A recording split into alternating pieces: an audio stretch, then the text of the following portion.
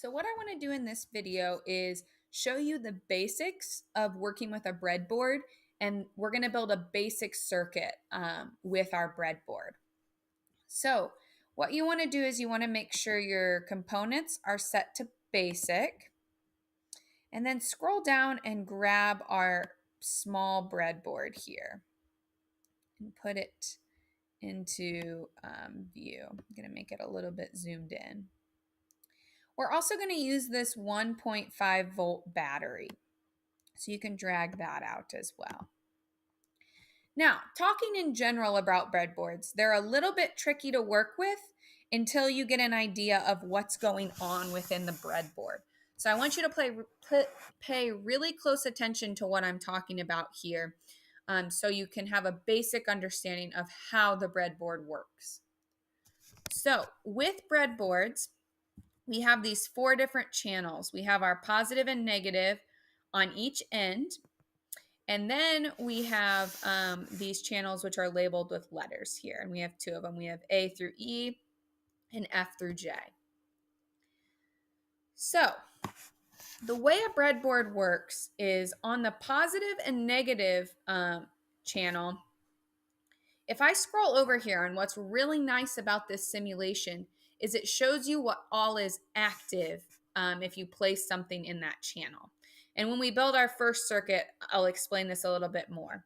But this positive terminal, it activates everything horizontally here.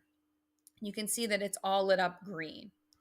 The negative channel is the same way, but it activates this entire horizontal negative channel. What's different is with our lettered channels, they activate vertically if our breadboard is positioned this way. So this channel is all active here. And if we scroll across, we can see that this is all active vertically as compared to here is horizontally. Another important thing about breadboards is current does not jump from this channel to this channel.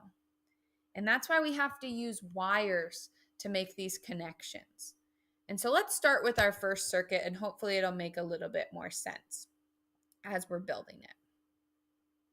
So our battery has a positive terminal and a negative terminal. And so I'm going to connect my positive end. I just click on it, and this is a wire here that I'm pulling out, to my positive end of my breadboard. And I'm going to color this wire red just so I can get a visual of what's going on.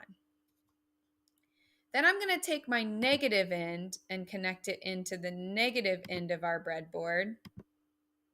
And I'm going to color that one black because generally positive wires are red, negative wires are black. So what's happening is charge is flowing from the positive into this end of this battery into our breadboard, and the current is traveling all throughout all of this channel of the positive end of our breadboard. And negative current is flowing all throughout this channel. But we don't have a full circuit yet because our current is not connected, or our circuit is not connected in a full loop.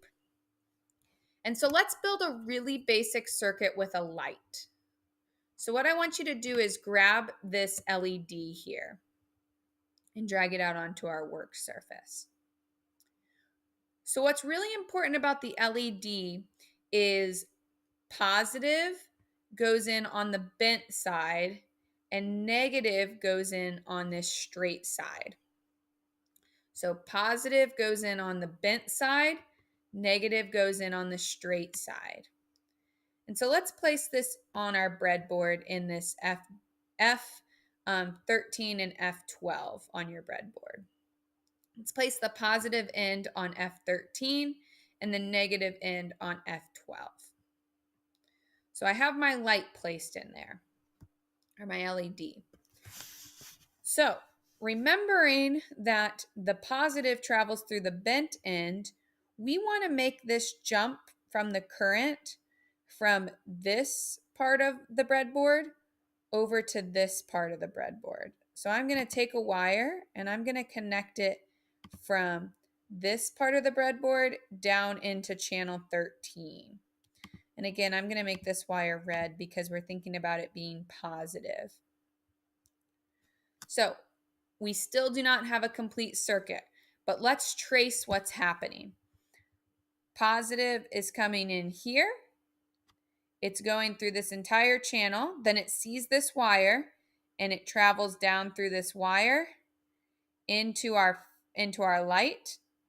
It goes through our light and then it's traveling here, but it doesn't have anywhere to go. So what we need to do is we need to connect 12, F12, or J12, I mean, over to our negative end of our circuit or our breadboard. So we connect here to the negative end, and I'm going to color that black. So if I start the simulation, we're going to see the light bulb light up. See, we can see it get lighter. If I stop the simulation, it turns off. So by starting the simulation, it's basically adding charge into our circuit. And this is one way to check that you have your circuit correctly made, is if your light bulb doesn't light up and you're expecting it to, something is wrong in your circuit building.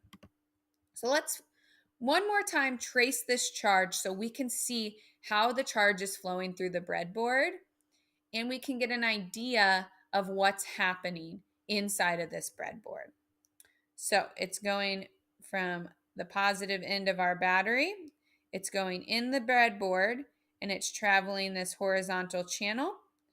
Then it sees this wire, and it goes through this wire, and this wire is connected to channel 13. So everything in this channel is getting all of the current from this wire. So then the current's traveling through here. It flows through our light bulb and into channel 12, where it sees a wire. It travels through that wire and back into the negative terminal of our battery. That's creating a complete circuit by traveling like this.